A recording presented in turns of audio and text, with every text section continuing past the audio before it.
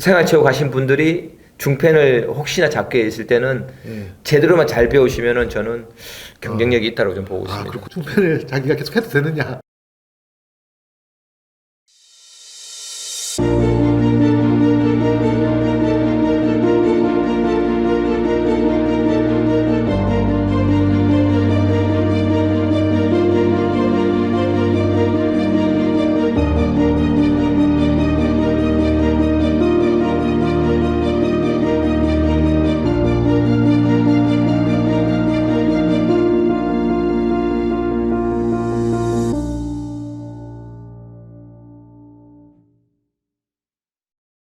임팩트를 주려면 어떤 체력 운동을 해야 되느냐, 특히 중펜 가지신 분들 많이 고민하시거든요. 네, 그래서 라켓을 예를 들어서 라바 두 장을 붙일 때 이렇게 잡았을 때는 무게를 덜 느끼는데 패널을 잡으면 많이 느끼잖아요. 많이 그래서 그 아구의 힘을 많이 키워서 그래서 악력기를 어렸을 때는 선수들이 많이 하는 이유가 선수들이 악력기를 많이 합니까? 많이 했죠. 우리 때는 그냥 뭐 차 타고 그렇구나. 집에 갈 때 하고 밥 먹을 때도 하고 시도 이거. 때도 없이 했어요. 하루에 막 이쪽 1000개 이쪽 1000개씩 그렇군요. 시도 때도 없이 그래야 아구 힘이 있어야 되잖아요. 그래서 중국 선수들은 이 아령 같은 거 가지고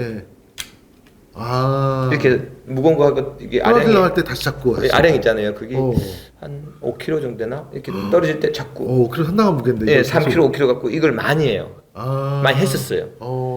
근데 그 이제 도움이 되는군요. 네, 그렇게 해서 특히. 그래서 이제 뭐 저희들은 아령 갖고 또 1kg 많이 하고 아령이란다 그 엽기들 있잖아요. 봉 갖고 그게 봉이 한 20kg 되는데 뭐 10kg 갖고 이렇게 해서 여기 근력을 또 많이 키우는 거죠. 상완 부분도 근력 많이 키우고. 이렇게 해야지 뭐가 여기가 좀 근력이 있어줘야지 손목을 안 다치는데 제 생활체육 우리 선수들은 전문 훈련에서 웨이트 트레이닝을 하지만 뭐 1시간 반 2시간씩 일주일에 하거든요. 근데 생활체육 분들은 직장을 다시고 이제 취미로 하시기 때문에 그런 부분 몸 푸는 부분이라든지 전문적으로 못 하시잖아요. 그렇죠. 아무래도 그런 게 부족하죠. 예, 그런 부분을 조금만 이제 시간을 날 때 출퇴근하실 때 좀 악력기 좀 해주시고 이해가 됩니다. 그렇게 해주시면은 저는 충분히 또 중펜 하시는 분들은 아무튼 이게 악력 운동하고 이거 상완 운동 같은 걸 많이 하시는 게 좋겠네요. 네, 그래서 제가 이제 서중원 선수 중편을 하고 있기 때문에 지금 현재 실업팀에서 최고로 잘하기 때문에 한번 그 서중원 선수의 영상을 해서 한번 또 보여드리도록 하겠습니다. 이 영상 편집하시면서 서중원 선수의 영상 좀 넣어주면 이 중펜 쓰시는 분들한테 도움이 되는 영상이 될 것 같습니다.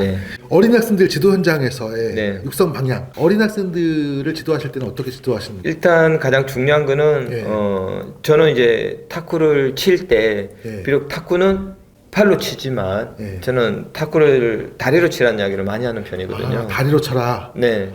왜냐면은 공이 한 곳으로 오면은 팔로 쳐도 상관은 없어요. 내가 뭐 포핸드만 게임을 하는데 시작하면 포핸드 몸 팔로만 쳐도 상관없는데 공이 짧게 백쪽, 한쪽 진짜 불규칙적으로 오잖아요.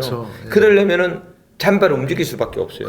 그래서 오늘 또 제가 이제 저기 중학교 3학년 선수가 좀 훈련을 와 있는데 그 선수하고 우리 길명수 선수하고 오늘 볼박스 1시간 하면서 제가 느꼈는데 요즘 탁구가 다 세이크로 바뀌었기 때문에 안 움직이려고 그래요. 중간에서 이게 그냥 리시브도 그냥 형들 따라 습관적으로 바나나 플릭하고 중간에서 백만 막 그다음 화로 이게 끝이에요.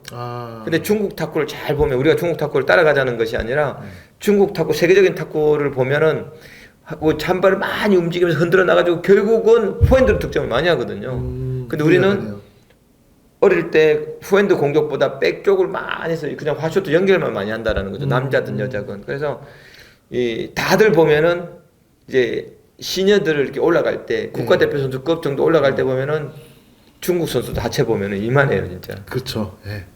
그리고 부상 선수들이 없어요. 감독님도 젊을 때 이게 허벅지가 엄청나셨다고. 저도 24인치였죠. 24인치. 예, 그래서 그 제가 말씀드리고 싶은 건 뭐냐면은 우리 엘리트 선수들은 자꾸 다리를 오늘도 보니까 잔발을 전혀 못 하더라고요. 그래서 제가 오늘 볼박스를 이 좀 한 2발 떨어뜨려 가지고 짧게 떨어뜨려 가지고 이 공이 나갈 뚱말뚱해서 주고 들어와서 착 거는 거하고 길게 떨어뜨려 전후를 자꾸 드라이브를 걸어보는데 전혀 하체 스텝을 못 하고 있어요.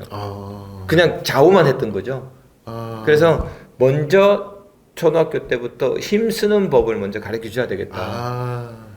공은 힘을 쓰는 법을 가르쳐 줘야 되잖아요. 그러면 발바닥부터 하체, 복근, 허리 힘으로 거기서 힘을 주는 공을 포물선 그리고 회전을 주는 법부터 제대로 힘을 쓰는 법부터 먼저 가르쳐 줘야 되려면은 팔로 하면 절대 회전이 될 수가 없잖아요. 예. 그래서 하체를 먼저 쓰는 법, 리듬감. 예. 저는 그래서 하체를 쓰면서도 리듬감이 먼저 잡아줘야 된다는 거죠. 그냥 뻣뻣하게 팔로 막 칠 게 아니라 공이 불규칙 바운드로 오기 때문에 하회전, 상회전이기 때문에 이렇게 리듬이 없으면은 이제 탁구는 끝나는 거죠. 그래서 어릴 때부터 리듬감을 잡아주면서 하체로 공을 치게끔 만들어줘야지 가만히 있다가 아마추어가 팔로 치거든요. 그렇죠. 가만히 있다가 후핸드로 오면은 팔부터 먼저 출발해버려요. 그럼 팔은 가고 몸은 제자리 있고 그러면 이 엇박자가 나오거든요. 근데 딱 들고 있다가 후핸드로 탁 빠지면 다리부터 빨리 단발로 팍 뛰어나가고 뛰어나가면서 팔이 빠져야지 힘 전달이 쓸 수 있거든요. 이제 그런 스텝을 어릴 때부터 차근차근 가르쳐 주면 그렇군요. 그러다가 나중에 아까 말씀대로 팔로 치지 말아도 칠 수밖에 없잖아요. 그렇죠. 팔은 어차피 써야 되니까. 그래서 이제 어깨 근력하고 그래서 저는 뭐 웨이트장 있는데 못 가면은 전 딱 세 가지는 꼭 시켜요. 스쿼트 시키고 그다음 제 팔굽혀펴기 시키고 윗몸 일으키기 이 세 가지는 꼭 시킵니다. 그렇군요. 한 파트 끝날 때마다 거의 뭐 스쿼트 100개, 팔굽혀펴기 50개, 윗몸 일으키기 100개 이렇게 꼭 시켜요 선수들한테. 그러면은 하루면 하루, 일주일, 한 달이면 계속 이렇게 그나마 그렇게 시켜야지. 그리고 일주일에 2번씩 웨이트 시키고 그래 부상이 없거든요.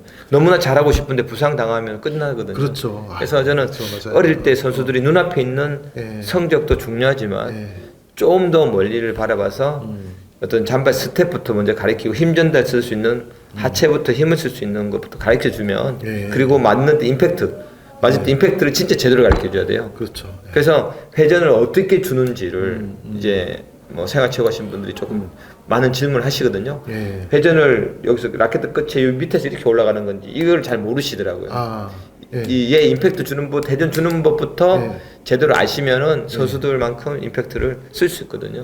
그런 부분만 조금 우리 선수들이 어릴 때부터 잘 배워 온다고 그러면은 충분히 저도 국제 경쟁력이 있을 거라고 생각합니다. 예전에 그 유럽에서 코치하고 이제 선수들이 같이 이렇게 한국으로 전지훈련을 몇 차례 제가 어레인지를 했던 적이 있어요. 근데 와서 그 유럽 선수들이 제일 많이 좋아하는 게 스텝 연습이더라고요. 한국에 가르치는 그 스텝 연습이 좋은가 봐요. 그리고 이제 원래 이제 한국 탁구는 1패를 썼기 때문에 많이 돌아서잖아요. 백핸드 지키다가 돌아서는 거. 근데 유럽 선수들 그런 게 없으니까 그런 훈련이 되게 새롭고 재밌는 것 같더라고요. 근데 오히려 요즘에는 1펜을 많이 안 쓰다 보니까 선수들이 하체 훈련이 좀 부실해지는 면이 있고 감독님은 상대적으로 하체 훈련을 많이 해야 된다. 이렇게 지도하신 것 같습니다. 그 과거에 저희들이 86 아시안 게임이 끝나고 86 아시안 게임 끝나고 88년 서울 올림픽 끝나고 난 다음에 그때만 해도 중국에서 패널도 좀 있었어요. 루린 선수라든지 뭐 얀센 선수 패널도 좀 있었는데 그때 탁구 스타일이 어떻게 됐냐면 중국은 전진 한 발 정도 떨어져서 탁구를 쳤어요. 세이크든 패널든 한 발 이상 안 떨어졌어요. 중국 선수들은. 그러니까 붙어서 좀 빠른 쪽으로 이제 그 민나바 쓰더라도 한 발 정도에서 공격을 좀 많이 했고요. 일본은 세 발 정도 떨어져서 포핸드를 활을 많이 잡아야 되기 때문에 붙어있으면 활을 다 못 잡잖아요. 그러니까 한 두세 발 떨어져가지고 포핸드로 많이 잡다 보니까 활을 많이 잡으니까 좀 많이 떨어져 있고.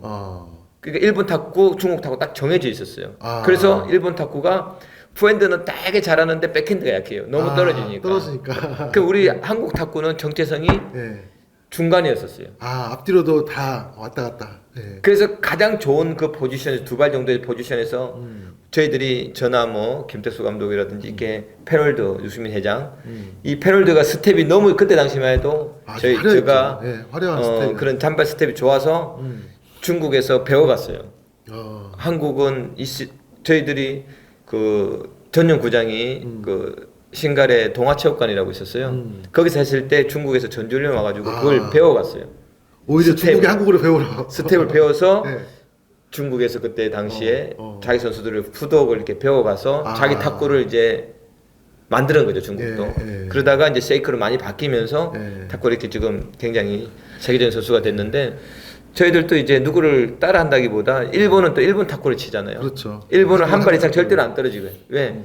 신체도 이렇게 작은데 체구가 작은데 떨어지면 안 되기 때문에 이토미마처럼 뭐 하야타 뭐 붙어서 공 오자마자 막 빠른 박주로 치는 게 일본 스타일로 바뀌었어요. 일본이 중국처럼 뭐 한 발 떨어져서 이렇게 해갖고는 못 이기니까 모든 면에서. 그래서 우리는 중국 이기려면은 더 빠르게 쳐서 중국이 회전을 많이 못 주고 세게 못 치게끔 붙어서 빠르게 치야 되겠다. 빠르게 한 박자 더 빠르게. 예, 그게 이제 과학적으로 걔네들은 그렇게 탁구를 가르쳐 왔었어요. 그럼 저희들은 이제 정체성을 빨리 찾아야죠. 저희들은 한국 탁구는 일본 탁구, 중국 탁구 이걸 떠나서 저는 이렇게 가르치고 싶어요. 그 선수의 체격에 맞게끔. 힘 전달 순발력에 맞게끔. 이거 중요한 얘기네요. 그 선수에 맞춰서. 선수에 맞게끔. 선수를 초등학교 딱 시켜보면은 1학년 때부터 6학년 때까지 시켜보면은 딱 답이 나와요. 이 선수는 성향이 공격형. 이 선수는 연결하다가 무슨 형, 뭐 정영식 형, 뭐 이상숙 형, 뭐 장호진 형 이게 나올 수밖에 없어요. 그리고 심리적으로 얘는 굉장히 공격형 그리고 또 심리적으로 소심한 형도 있을 수 있고 막 다혈지고 막 이런 선수가 있고 그 심리적인 것도 다 접목해서 그에 맞는 탁구 스타일을 가르쳐 줘야 된다 생각을 해요.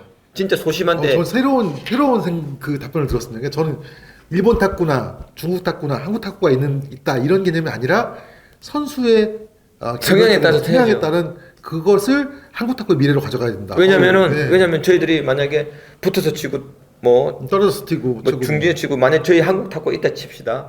근데 이 한국 탁구가 이긴다는 보장은 없잖아요. 그렇죠. 맞아요. 이 한국에 있는 우리 인재들이 일본 탁구도 맞는 신체 지구가 작아서 신체 체가 작아가지고 막 감은 너무 좋은데 부서 빡빡하게 있는 선수가 있고 뭐 키가 뭐 180 정도 돼가지고 힘 좋은 애가지고 유럽처럼 칠 수도 있고 중국처럼 칠고 이렇게 해서 한 선수가 이제 하나 걸려갖고 금메달 딸 수 있지 않나.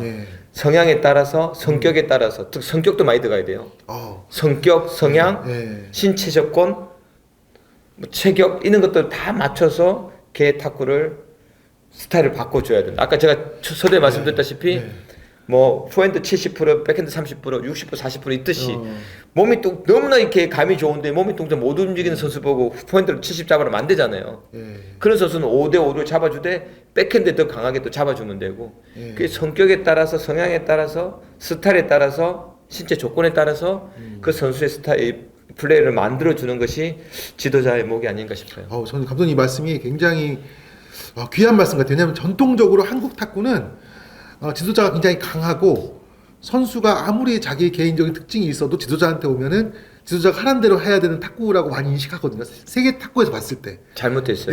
근데 감독님은 완전히 생각을 바꾸셔가지고 오히려 유럽식의 사고방식이네요. 선수에 맞춰서 코치가 따라가는 그런 지도법을 하시겠다 이런 건데 정말 초등학교, 중학교 지도하시는 분들이 이 말씀을 귀담아 들어서 선수들의 개별적인 장점을 잘 발현시키면 정말 한국 탁구가 다시 미래에 성적을 낼 수 있는 그날이 오지 않을까.